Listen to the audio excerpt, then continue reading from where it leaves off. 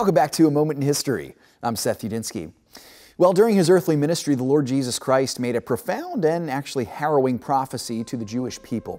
Jesus said in Luke 21:24, roughly in the year 30 AD, "And they will fall by the edge of the sword and be led away captive into all nations, and Jerusalem will be trampled by the Gentiles until the times of the Gentiles are fulfilled." Now, this prophecy from the mouth of the Lord came true some 40 years later when a powerful Roman general and future emperor led the capture of the city and the destruction of its famous temple. This man would later serve as the 10th emperor of the empire, Titus Flavius Vespasianus. Now, Titus was the son of Vespasian, the founding emperor of Rome's second imperial dynasty, the Flavians. Titus was born right around the time of the death and resurrection of Jesus Christ, and he would rise in the military ranks as a good masculine man of Rome would do. Now, upon the death of Nero in 68 AD, the chaos of the imperial civil war brought the opportunity of a claim to the throne to the house of Vespasian, who ruled for most of the decade of the 70s AD.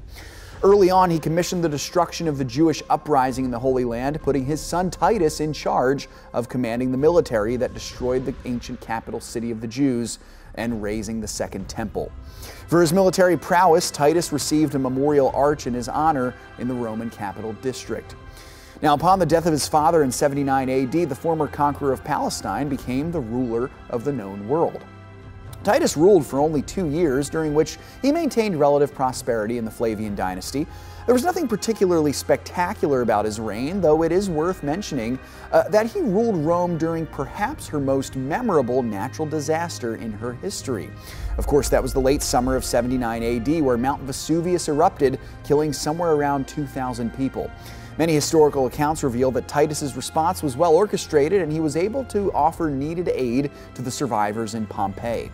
He died at a relatively young age, only 41 years old, in the year 81 AD to a fever. Now, some historians believe his death came about partially at the hand of his much younger brother Domitian, with whom relations were not warm, to say the least. Sure enough, Domitian would ascend to the throne following his brother's death in 81 AD. Thanks so much for joining me once again for A Moment in History.